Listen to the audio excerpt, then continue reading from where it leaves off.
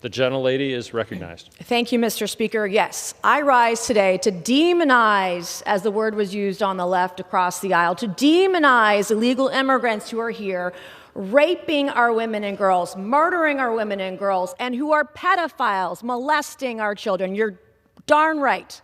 That's what I'm here to do today.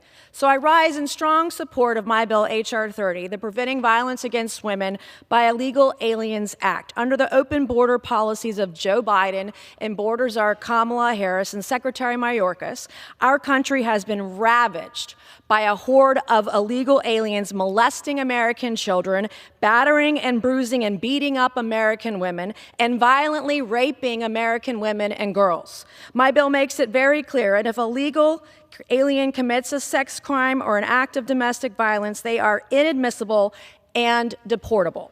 We aren't letting you into our country, and if you're already here, we are sending you back to yours. My colleagues on the other side of the aisle like to try to minimize this issue because they refuse to acknowledge the consequences that their open borders agenda is here. But the numbers don't lie. According to ICE, as of July, there were nearly 650,000 illegal aliens on the non-detained docket who are convicted criminals who have been charged with crimes. These criminal illegal aliens freely roam our streets, committing senseless acts of violence against American women and children. This includes over 100,000 illegal aliens convicted of or charged with assault. It includes over 20,000 illegal aliens convicted of or charged with sexual assault and rape.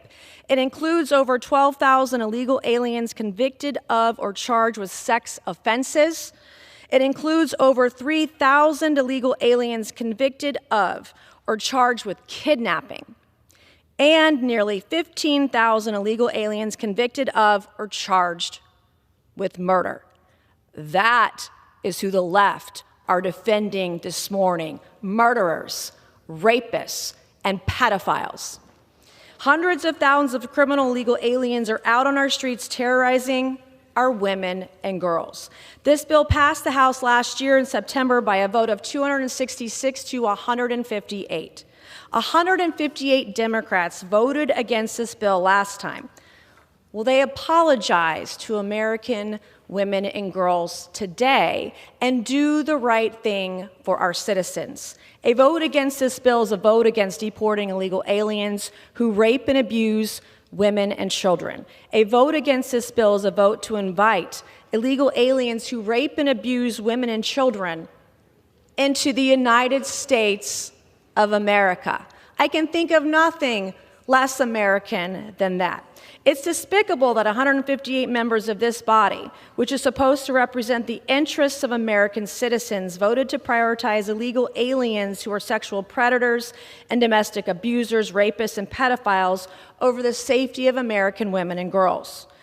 Mr. Speaker, what do the 158 members of this body who voted last time to protect illegal aliens who are sexual predators have to say to the family of Jocelyn Nungare, a 12-year-old girl who was brutally raped and strangled to death by two illegal aliens from Venezuela?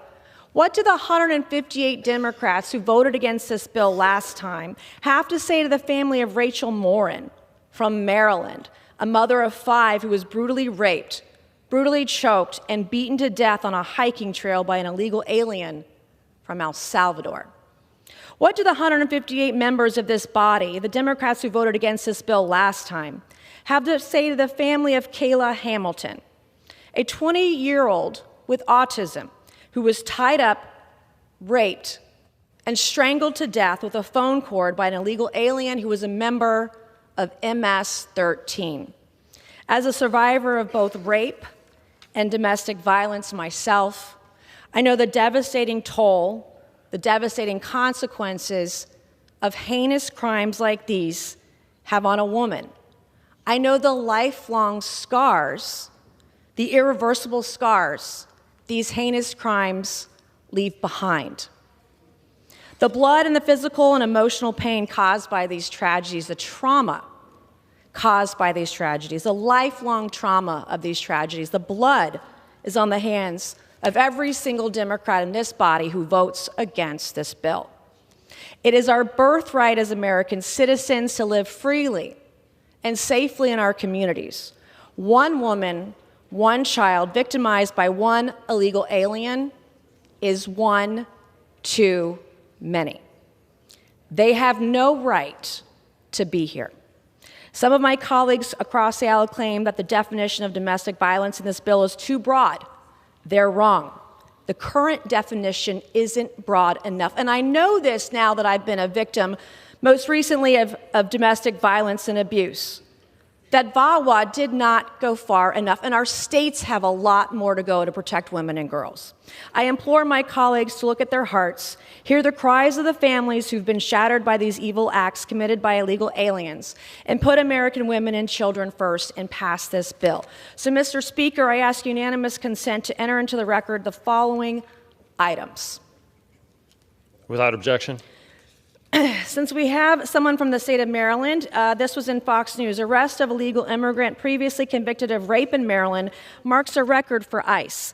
ICE nabs several migrants convicted of child molestation, one convicted murderer, in the blue state suburbs of Maryland. Another one from Maryland, Rachel Moore in murder. Illegal immigrant from El Salvador charged in rape and killing of Maryland Mama 5. We had someone from Washington today talk. Here's an article about the ERO. Seattle arrests 6 non-citizens with criminal convictions for child exploitation during national operation. In California, serial rapist, illegal immigrant attacked woman in rape dungeon on wheels, said the cops. And then, of course, someone from New York. Here's the headline from New York. New York City arrests unlawfully present Salvadorian citizen convicted of rape. These are the illegals that the left is defending today. I find it disgusting and offensive, and I will always put American women and girls first. Thank you, and I yield the rest of my time.